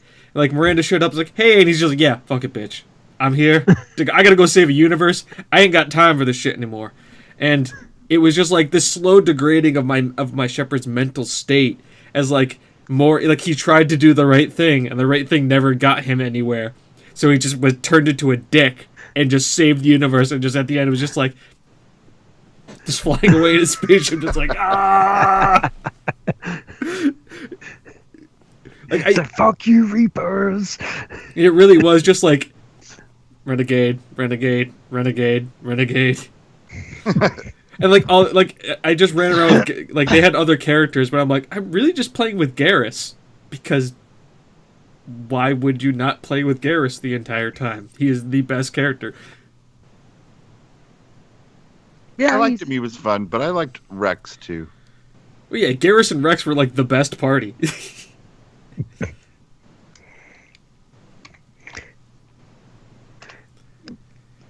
And on that note, bye, Boo. You playing anything else, matey?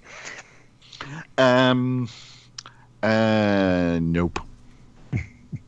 That was it. Fair enough. That's my exciting what I've played for the week. That's cool. But was it quantity rather than quality? The other way. Was it quantity It's Sunday rather night, than I'm quality? tired. I played some stuff. I don't. It's a lot of them. That's my job. I played just- 412 games this weekend. You played about 5 seconds. They're all shit. Each of them for about 45 seconds. And I wrote a 3-page review on each one. I just 45 seconds. Here's what I thought. It was very cookie cutter. It pretty much said the same thing. It was basically like a 4-page essay on how I only play games for 45 seconds and then stop. hello, And my then I name is just Keith. insert the title. Hello, my name is Keith. Today I played blank. It was fun, even though I felt it was short-lived. Bye. And then rinse and repeat. And put literally in there a bunch of times. I literally Today I played, literally thought this game was good. I only played it though I for played like 90 literally seconds. I 14 broke the seconds. mold. Oh boy. It was that good. It warranted a double session. Hmm. Double session. Mhm. So, okay. In that case, we'll move on then, right? Chris, what have you been playing Simmer. this week, mate? Ah! It's what I've been playing. Panic a lot. Don't die. I've been playing Anarchy Online pretty much the entire time. I booted up Minecraft for the first time in maybe half a decade. What have you been doing on Minecraft then? Not much. Dying a lot, for one. I've been... Wait, where did my team go? I don't fucking know. They all left. They left me. On Minecraft, I've just been opening up doors and seeing if people are on the other side. In villages. I was going to say, it's like normally, unless they invited into your server, they normally just not be there. You just open it. Hello. Hello. I know it's very lonely hello. on my single player server that no one is ever on. I keep expecting there to be players and there's no one there, and I just cry. Is it No, me I've you're been looking trying to for? just find a good starting spot, and I just haven't had a good starting spot found. I've also been throwing it on amped biomes, so I'm having fun with that. Having fun with the fact that, like, sometimes there is this beautiful smoothed out cliff where it's just chipped away immaculately and not like just, oh look, here's the generic cliff that you normally get. Some of the landscapes are phenomenal. Some of them are terrifying. And I've been... you just take a pickaxe to them and just rip them apart. I burrow straight into them, so it doesn't really mess it up all that much. I basically hollow out mountains when I make houses. So, note to self, Chris is an evil supervillain in Minecraft. I'm just going to hollow out this volcano and it will become my secret lair. Yes, more or less. I Be a enslave Minecraft monsters to do physical labor for me. That's why he keeps looking for all those villagers. Yeah, I need to move them into the cages and ship them to the evil base. And you get the Endermen to carry blocks around for you. Yeah, but more or less, they're my storage system. I just murder them when I need something. You're always like, you go murder him. Apparently, you're a champion hole maker. Yep. What? What? It's Simmer's words, not mine. For once. Once. Only for once. You get the change back to Simmer, you know precisely what my skill set is based on my Twitter feed. The question I'm gonna is, Chris. joke about that at the end of days. The question is, Chris, are you going to build a wall, and are you going to make the villagers pay for it? Okay, so yes, and maybe. I do need to build a wall specifically to contain the flux, because I'm not playing generic-ass Minecraft. I'm playing heavily modded Minecraft. Is there any other type of Minecraft? No. Which is the 18. Okay, so there's Minecraft, and then there's boring. Yeah. Large twin mound crater.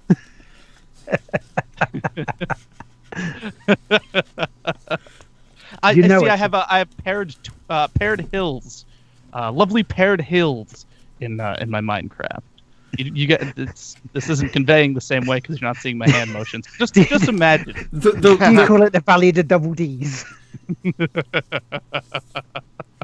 And then I looked upon them, and then wonder inspired. The sun hit it in just the right angle that cast shadow down upon me, and I said, "God damn, those are some hills."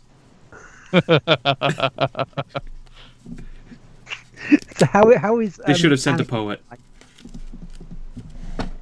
To put into perspective, I'm currently playing one character right now, only because I'm also working on a tabletop thing at the same time, but otherwise I'd be playing 2 to 3 characters at the same time. Multi-box for the win, just binging. Oh, it's glorious. Because god damn, man, you're getting your Twitch has exploded with like views and people following you because of this. It's like yes. Very much so. I'm really enjoying it too. That's the other thing, is I'm just having fun with it. And I'm glad to see people jumping in and being like, "Oh my god, I remember this!" And I'm just like, "Yes, this is the exact reason why I'm playing this." I think half of the follows I've gotten were people who are watching out of nostalgia. I mean, it helps when you're the only person streaming the game. Too. Yes, I am literally the stream community for Anarchy Online in 2017. It is me. I am it. It's not a Yeah, brag. no. It's an empirical fact. It's just a statement of fact. That's every time I go to stream, I'm like, all right, how many people are streaming this? 0. Okay. Let's see. Let's see if I can stream it now. 0. Oh, okay, sure. Hey, it's a weekend. Maybe 0. I guess not. Let's see how many people are streaming it right now. Drum roll, please. I will put money on 0. First have to like.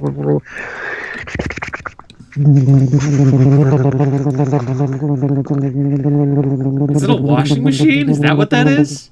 Yeah. I'm kind of Oh no! Hold on. Let me make this. All right, here we go.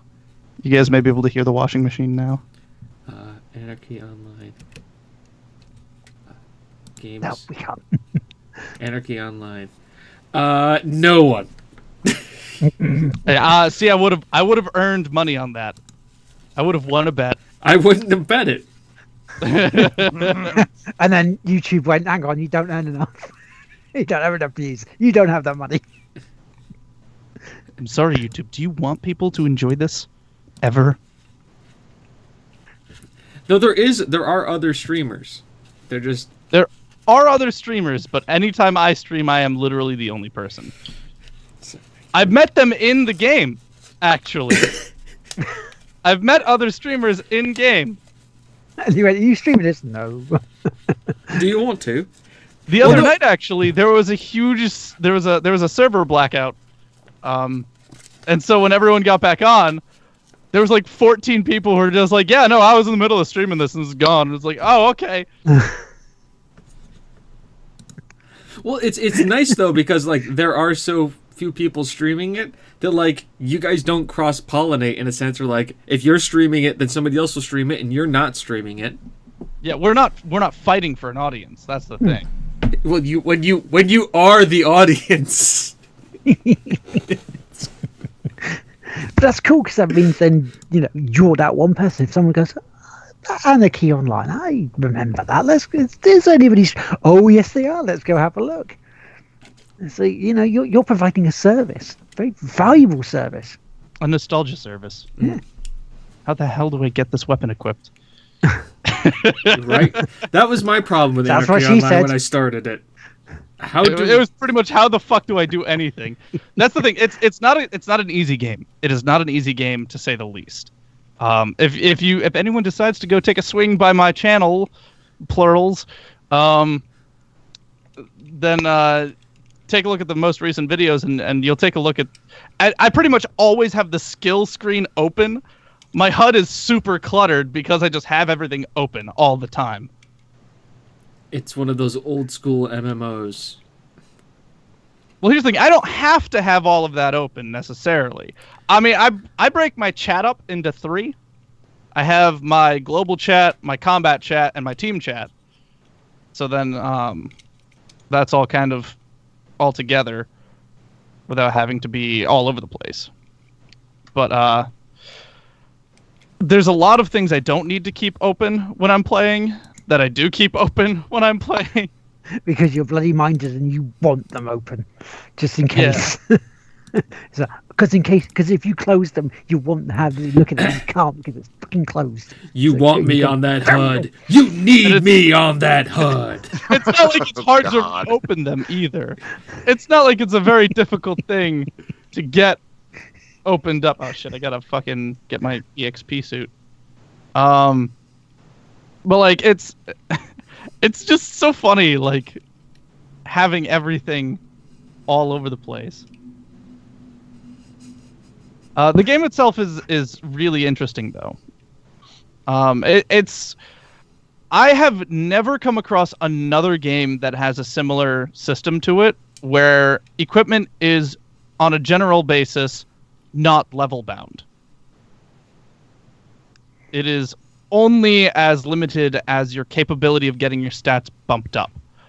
And it's not like my brain is thinking. It's not like anything where you can just go around buffing people. Like, you can't just buff willy-nilly. It becomes this challenge of trying to get the highest level gear on the lowest level character. Your general item levels are all just kind of like loosely related to your level, but you easily start surpassing them. I think I'm level 21 right now on this little dude, and if I took a couple minutes to buff him up, I could start equipping like level 40 gear, which isn't a huge jump necessarily, but it's significant enough to be impressive.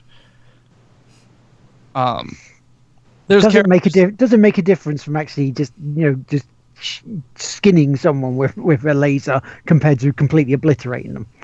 Yeah, no, pretty much. After a certain point, the point difference is almost negligible. I did not mean to look at that. I wanted to loot that. There we go. But it's a very interesting game. The classes are fairly unique, I would say. One of the best classes to... Oh, hold on. Someone's asking for a thing. The different classes are... Some of them are close enough to others. Some of them are very different. You have classes like the Soldier and the Enforcer, which are very similar.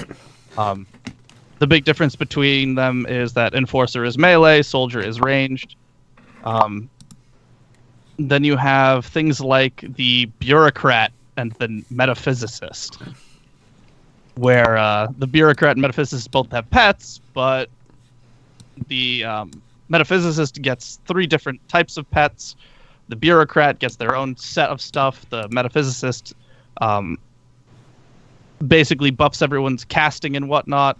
The Bureaucrat increases EXP gain and calms enemies so that they don't attack, and just generally debuffs enemies.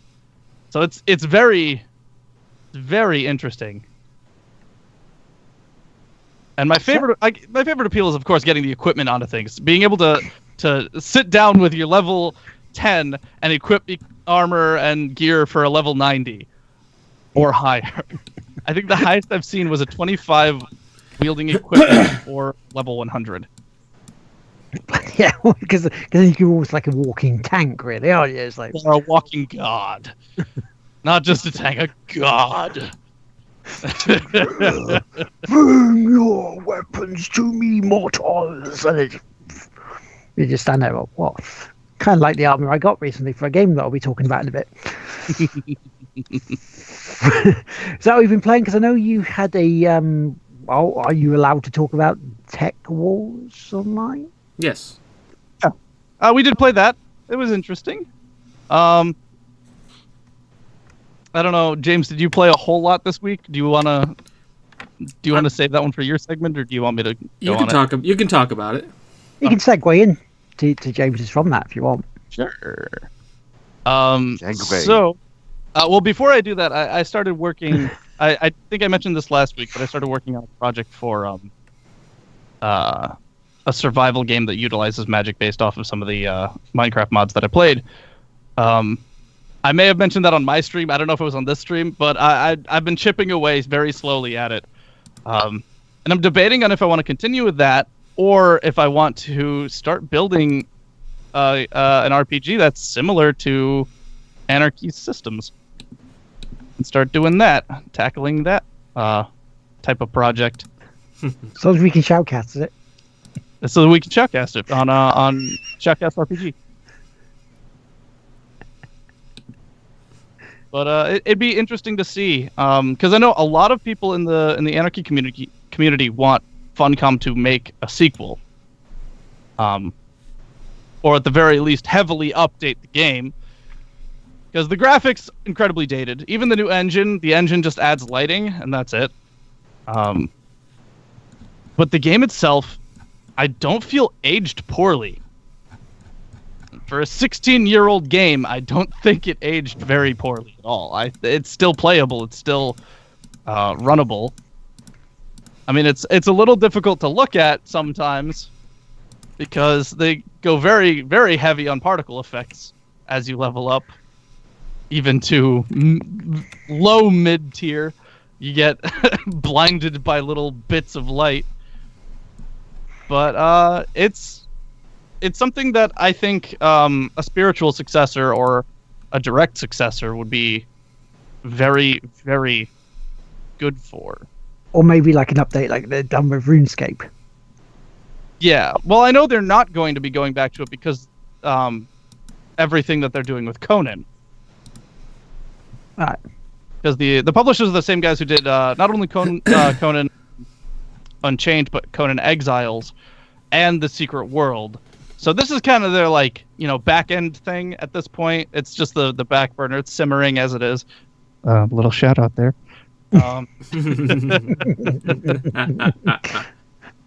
And it's just kind of been left for dead, basically. It's not dead yet, and it has more traffic than some of the other titles that they've released. But it's not dying, to say the least. But it's I wouldn't say it's advancing. They're not. It doesn't seem like they're putting major patches into it. It's just minor things at this point. I mean, it's good to see that they've still got servers up for it. You know, when you look at other games down the road, like 4 or 5 years, and they've turned the server off. Yeah. But it's good to see that they're keeping this going, because there seems to be an audience still. Well, here's the thing. The audience they currently have, I do believe, are one of the highest paying audiences.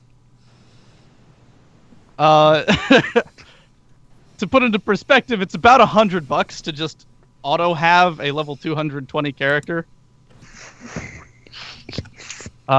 Each time it's like $15 a month per account, and you're seeing people with like 6-7 accounts running at the same time. Right. So yeah, no, it's definitely something that has been supporting. Are we complaining about microtransactions?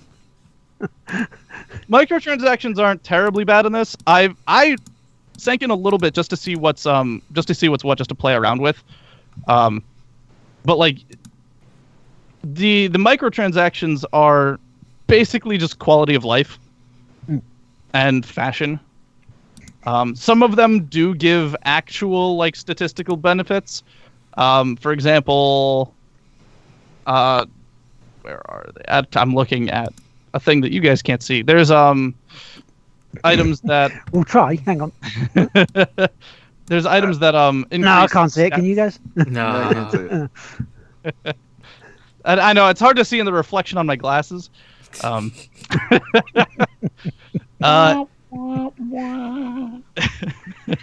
As you know, as Keith and I were discussing earlier, I'm wearing both pairs of reflective sunglasses at the same time.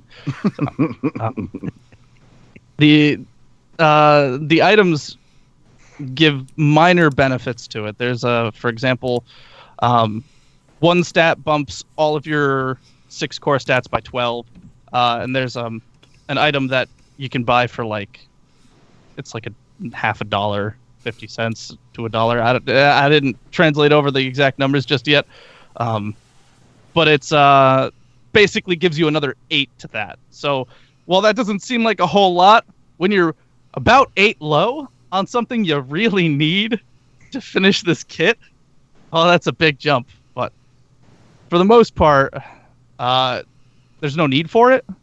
If you're leveling up and you're not reaching that, it's whatever. It's mostly for when you want to make a character specifically set up for a specific dungeon. Which so then you can chop and change during that. You can actually chop. You go, okay, well, I need my character to now go to this bit. Can you easily change that, or once you've set your stats up there, that's it? You have to make a new character. For the most part, well, every character has a single full respec, just off of the bat. There's ways to get more, but default, everyone gets one. For the most part, your character is going to get really gimped early off. Like, if you screw up, you're going to know you screwed up around level, like, 30, 40. It's not hard to find out when you fucked up. At that point, it's easier just to re-roll a new character. So would you say it's quite quick then to get to level 40? Oh, absolutely. I could do it in probably 3 hours. That's not bad. That's not bad at all. I mean, considering, you play games like Horizon, for example, and I'm like level 48, and that's 60 plus hours. Yeah, the max level is 220. So, yeah, getting to level 40, not hard at all. It's like it gets to like level 40 and then it just ramps up. It's like almost triple what you normally get to level up. It's like, oh, this could be a while then. No, you really get the crunch right around probably level 50-ish is when it starts getting a little harder to level up. But I mean, like, if you know what you're doing, even remotely, if you loosely know what you're doing, it's not hard. On stream, I think it took me like 3, maybe 4 days, which totals out to like 15 hours, 15 to like 25 hours to get to level 100. It's not too bad, considering. And if you really know what you're doing, you can probably get to 200 in a day. Holy moly. Yeah, is that going to be the Eric Cartman sort of style of play in World of Warcraft, though? Or is it more of a case of you get like a little trick to just go, okay, we'll just do that, and then, oh, look, I'm getting this XP, this huge amount of XP just going, boop. Well, there's an interesting system in place to keep you from just like killing a level like 150 something as a level 30 and going up to level 80. The maximum amount of EXP you can gain on a single mob kill is 10% of your level. Right. So at most you need to kill 10 things to move up, which I think is a pretty decent thing. It's not a terrible inflation of requirement for game time, but like, it's also, if you're killing something that's super hard, it does also kind of punish you sort of for doing that. You're not exactly getting anywhere with it, but I gotta level up now. Speak of the devil. People I gotta hopped on grind. at level, I think 15. Yeah, 15. Yeah. Oh, thank God I could finally equip my new weapons. Oh, all right. I gotta find them now. Is that all you've been playing then this week? Or you've snuck something else in? Well, of course, we played Tech Wars. Mm-hmm. Tech Wars Online 2. Yeah. A very interesting game. So it looked like Tech Wars Online 1 was a turn-based strategy type thing. Tech Wars Online 2 was much closer to a mech type game for not for, but similar to God, what's the name? Bloodline Champions. Also by Funcom, ironically enough. Same guys who did Anarchy Online. Oh, it's gonna be a Funcom day. It's basically a top-down shooter with some abilities tied to it. Holy shit, I'm gonna die. And it was fun. It was very good for an alpha build. Yeah, there's some things that still need to be worked on. We cover that in the video. Basically, it feels too slow overall, which may change also with more players.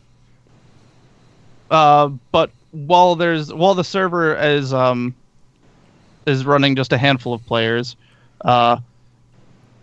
it'll be fairly it'll feel fairly slow. So if you're doing a 2v2, it's gonna feel very slow. Even with the quick characters. I think they just bound the characters with just skills for testing, so each one they can kind of sort out and get a feel for that. So that'll be interesting to see actual customization in the mechs too. Yeah, like special attacks, special weapons, and actually seeing stats on damage and stuff. It looks like it could be really cool. It kind of reminds me of like a Mech Warrior front mission kind of a vibe to it. Yeah. Yeah, I was going to say that because I looked at the trailer for the first Tech Wars, and to me, it also has a kind of like a Dawn of War vibe. You know, sort of the top-down view, but you're able to just point to one bit and go, okay, take this unit, go get them, like almost like an RTS. Yeah, it wasn't. The first one was kind of an RTS. This one is action. Yeah, so that's just gone now. Yeah. It's just complete. It's 100% action. You're in control of a mech. You run to capture points and then murder the other mechs. Which is good. You know, you always like murdering mechs with a mechs. Haven't done that in a while. So okay. So in that case, we shall swap over to James. James, I'll let you continue with what you've been playing. I played Tech Warriors 2 online. Tech Warriors Online 2. We've already talked about that. A lot of fun. See, with me, I'm pretty simple. Played a lot of Legend of Zelda, Breath of the Wild, because I have a Switch now, so I get to do that kind of stuff. I'm getting very far into it, and by very far, I mean I've only done 40 shrines out of 120. So a third. So a third. Ooh, you're good at math. I can do math today. It's I great. cannot. I tried. Math is something I very much need. I'm actually selecting my classes for engineering on Monday, tomorrow. Ooh. So, math is very important. Math is fundamental. Emphasis on fun. For me. Yeah, Zelda Destiny, because Destiny 2 comes out in 5 months and everybody's going to play with it on PC with me. just letting you all know. If you're not convinced, I will have you convinced. Well, And you've because got I need a months to raid do it. team. And it's either that or play Call of Duty. And you guys don't want to play Call of Duty. So Destiny. That's true. Yeah. I'm planning on streaming Mass Effect Andromeda on Monday, because Mass Effect Mondays. And now that there's a new patch and the game seems to be relatively playable again, I think we'll do that. Also because I've lost, like, the first major plot twist happened, and I completely lost all the video footage. So I really can't continue a YouTube series on it, and I don't want to have to go back 2 hours to play that section of the game. So we're just going to stream it. Just fuck it. Just do it live. Just do it live. Do it live! And then not? later today, I will be probably playing some Domina, which was given to us by the company. I don't have that pulled up right in front of me right now. Because they so graciously gave us a key to the game, and I will be looking into it to see how it is. It is a kind of a indie pixel-based gladiatorial combat game. Ooh, Hmm. have to check this out. Yes. Let's have a look. Let's see here. I'm just pulling it up the store page right now on Steam. It is also available on Steam for $9.99. It's done by the publisher, and the developer is Dolphin Barn. Right. So it kind of grabs the Domina phrase if a lot of people are kind of familiar with the with Spartacus series.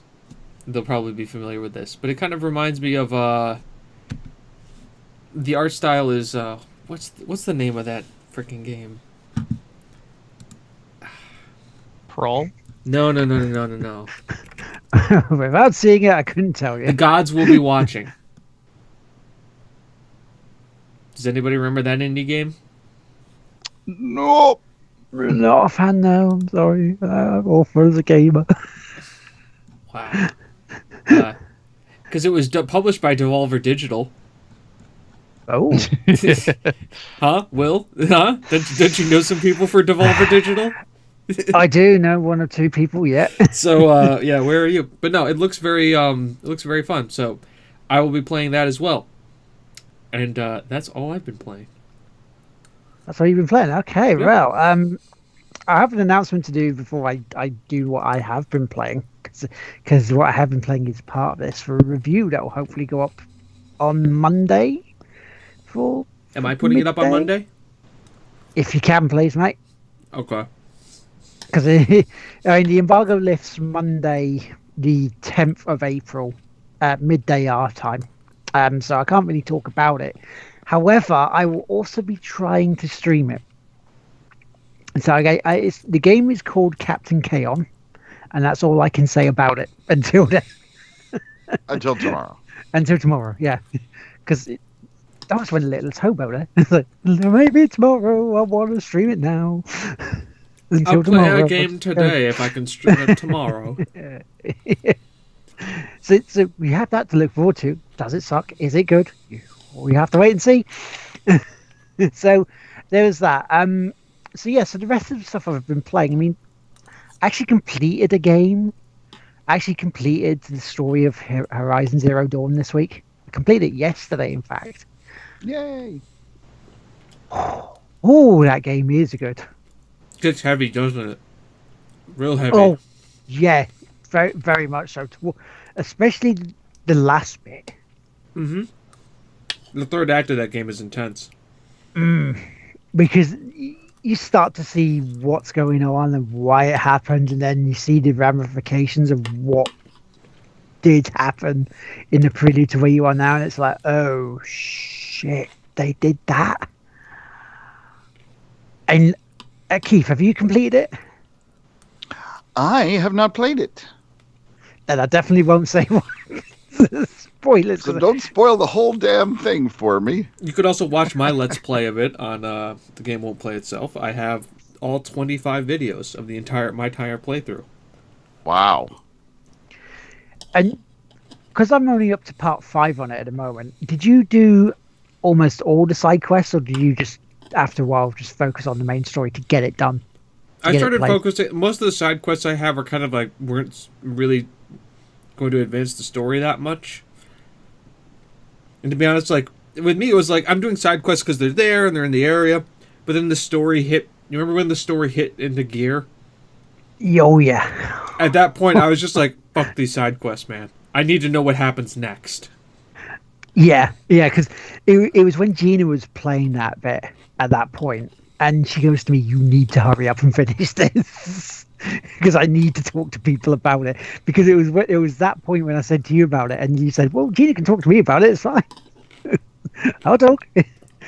So yeah, it really does kick into gear, and it is up there with a game of the year for me. It's a slow build.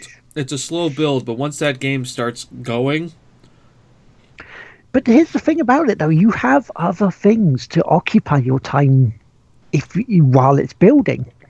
Because hell, I'm now 4 trophies away from platinuming this, and the platinum is doable. It's just there's 2 trophies that I'm gonna have to go through that are fucking annoying, and that's the hunting grounds. Yeah, hunting grounds. I don't want to do them, but if I want the platinum, I've got to. I just, you know, when you get those bits and you go, well, platinum would be nice, and then you look at it and go, really? Do I have to do this?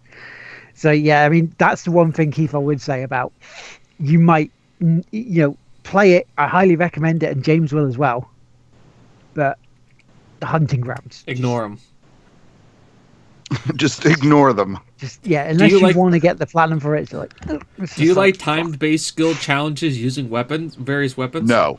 Ignore the hunting grounds. Under no circumstances do I like anything that has a fucking timer on it. See, I'm old and slow. I have carpal tunnel. I can't see very well. My butt hurts.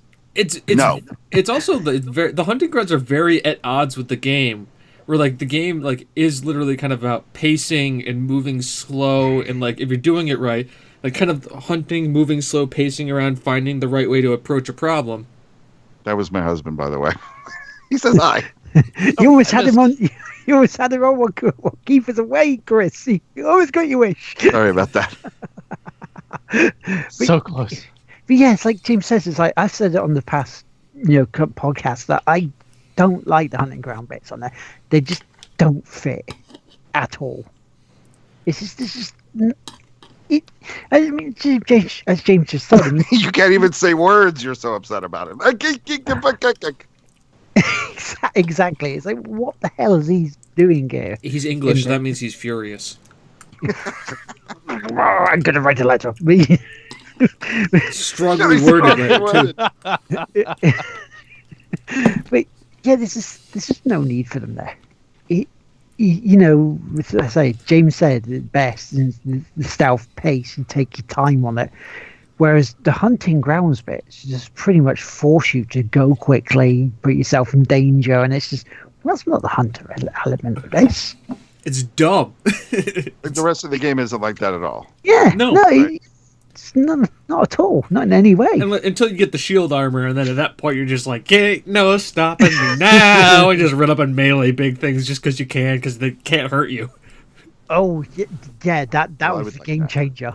That was the game changer, the armor you get. And once again, I think lovingly paced to get there, too. They don't let you get it early. You have to beat the story missions to actually get it. Yeah. And then you have to find certain bits that's during that, and which are easily missable. Because I had, I was asking Ed and Gina about this, and they were like, well, I had to go find, these videos about where they were because I missed these bits that you need to do this. And it's just, oh, okay. So I was talking to them about this because there's certain points, again, this is the only spoiler bit I'll go. There are certain points in missions that you have to go to find this stuff. I mean, you don't have to find them in missions. It's just easier to do it because you're there. Check so you don't every have to room. traipse way back. That's the best thing I can say. It's one of those. They put them in an area, and it's like you could go right and continue down the hallway that you need to get to the objective, or you can look in the room, pop your head into the room on the left. And if you don't do that for the majority of that game, you're gonna miss out on a lot.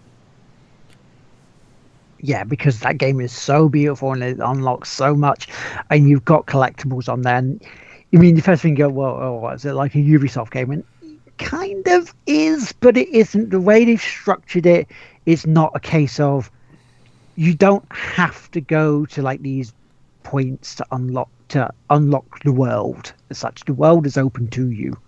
It's just, it makes it easier if you do this bit, because then you can see what's there without having to just explore it. Which in that respect is better than Ubisoft's way of doing it. It's also the collectibles that you're collecting actually mean something to the world building of the world. Where it's like, in Assassin's Creed, collect these 50 feathers. Because feathers. Exactly. You can use feathers for arrows. Where Horizon Zero Dawn is, let's collect the audio logs of like people leading up to the final day, so you get to like hear like the soldiers writing emails to their families as they're fighting this guerrilla fallback war, and then you get an audio log of like the government then censoring their email to make it sound like they're winning, and when they're actually like really like having moral quandaries about what they're doing and they feel like they're failing. And it's like that's what makes you go, oh, I need to find more of this stuff, because you want to do this thing. You want to find a collectible. I mean, some of the collectibles, I mean, you've seen pictures of them, so this is not really a spoiler as such. I mean, you had this picture on there of like this look into the past sort of thing. You see, you're standing looking at this old building, and those link to the story as well. So it's it means something. And that's why the Hunting Lodge time trials for doing certain things within a minute or so to get this, it just doesn't fit. And that's why it feels like it shouldn't be there. It's such, like, the game is all about pace, and it's got this kind of like, the game is going to be played at a certain pace, whether you want it to or not. So you kind of come around to it, and it's got a certain pacing, and the Hunting Trials just change that pacing completely on its head, where everything is slow and methodical and builds up to a crescendo and everything kind of had this moves. Hunter Trials was like, okay, try and kill all these beasts within 2 minutes using only this specific weapon and the environment. And it's like, did you really have to you threw that in there for people who just want challenge time-based things because you believed that was supposed to be in that kind of a game. Who are those people? I don't know any of them. I know one. I know one Oh. person. Oh God, who is it? Is it you? Does he speed run? No. Okay. There's nothing See, against okay, speedrunners. But...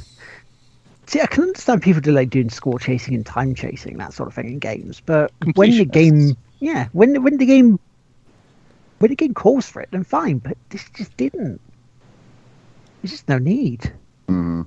But apart from that, the game was really, really, really good. I can't recommend it enough. And also plug James's videos on YouTube or the Game One Play itself, which you might be watching live on. So I'm not gonna go through my entire list of stuff because I did, considering I was away from what was essentially 2 days, where my room was sealed off and I couldn't get into it to do streaming or anything. So there was no pinball this week because of that. Murder investigation? Yes. No, loft insulation changeover. So nothing quite as glamorous or as deadly. Oh, okay. I did start the Force Unleashed 2 this week. I mean, you know, And I got those copyright claims. Yep. Fucking John Williams all over that shit. Oh, even with me talking all over it, going, you can't sue us because I'm talking all over this, so you can't hear it properly. Because they heard. Bastards. But now All they need is a 30-second segment. There was less. Yeah, I was talking complete bollocks over 30 that. seconds or less, or your content claim is valid. So, you know how I was just spouting bile at the first Force Unleashed because of how shit it went? Yes. Night and day different, Force Unleashed 2.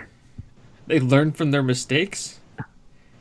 It looks like it. I mean, you've got combos now properly that you can use to make yourself look like a complete badass. You can use your electricity with your wind and power them up, so it combines them to one badass moment of movement and control. You know, I think the acting's still hammy. Graphically, it looks better still. It just feels like night and day different to the first one. See, you said the acting is hammy. It's Star Wars. Yeah, but you take And George Lucas still owned it at that time. and then you lower it by about 10 to 15 degrees, and that's where it is. Are we talking like Hayden Christensen level? Yeah. Oh, yes. Yes, that level. Not the younglings! I love you. I know. I mean, come on, I can do this all day. Hard to see the dark side clouds all. I mean, come on. TIE fighters, you can get yes. Remember, the first 3 movies had Mace Windu, played by Samuel L. Jackson. Yeah, And but he was a badass. Samuel L. Yeah, but he was Jackson. like, but it was still like, you know, Jedi are quiet and revered, and they get the guy who just screams into the camera every single time to deliver his lines. By the way, Samuel L. Jackson did a very good job as Mace Windu. I think it was a good stretch of character for him, and I thought he did a very nice job. But still, like, we're talking about, you know, it's Samuel L. Jackson. Look at Pulp Fiction, for God's sakes. I'm Pulp sick Fiction. Of motherfucking sick Go of the this fuck to motherfucking sleep. academy. Why'd you shoot Marcus in the face? I didn't mean to shoot him in the face. What the fuck did you do that for? It just went off. You know what they call a cheeseburger? On Coruscant? They ain't got that. They got the metric system. I mean, the big difference, for example, is the fight with a Star Destroyer. Yeah. Now, there was a kind of so far there's been sort of similar bits to that, but with the fight, for the boss fights especially, we're using the force. There was one fight where you see you're still moving the stick left and right, whatever, to do that. But now you're combining it with beat, and it feels a lot quicker and a lot smoother rather than you just hoping and praying that the TIE fighters don't come and shoot your ass while you're trying to move this thing down into the planet. So I'm actually looking forward next Thursday to playing some more of the thing rather than just going, well, I better finish the Force Unleashed because I've started it. It's just be, rather than go from being bloody minded, just enjoying. It sounds like you ordered a kale salad. It's just like, well, you better finish it because I started it. Exactly. Disappointed because it's kale. Eyes being bigger than my belly on this one, is actually just this time I can actually have the appetite to finish it. I actually started a game called Rise, Son of Rome. Ooh, I have that one on my list. Now, I treat it as a first look, so I won't be streaming it all. I'll be actually just normally playing it. So if somebody wants to stream it all, go ahead. Because, Now, when I first heard this and heard about it and saw little bits of it, I wasn't that impressed. But, as a launch title, it's actually really good. It was launched for Xbox One, right? Yeah, Yes. yeah, so the Okay. Xbox One exclusive. That's what I thought. But it is actually really good. I mean, you could say it's a little bit like a God of War clone in terms of the fighting style, but It reminded me of Heavenly better. Sword. Remember that launch title Yeah. for the PlayStation 3? It's like in that vein of game. yeah, it really is. But it looks fantastic still for that. You make it where it's about 3 years, but considering how much we've moved on in that short space of time, it holds up. I was actually surprised. I mean,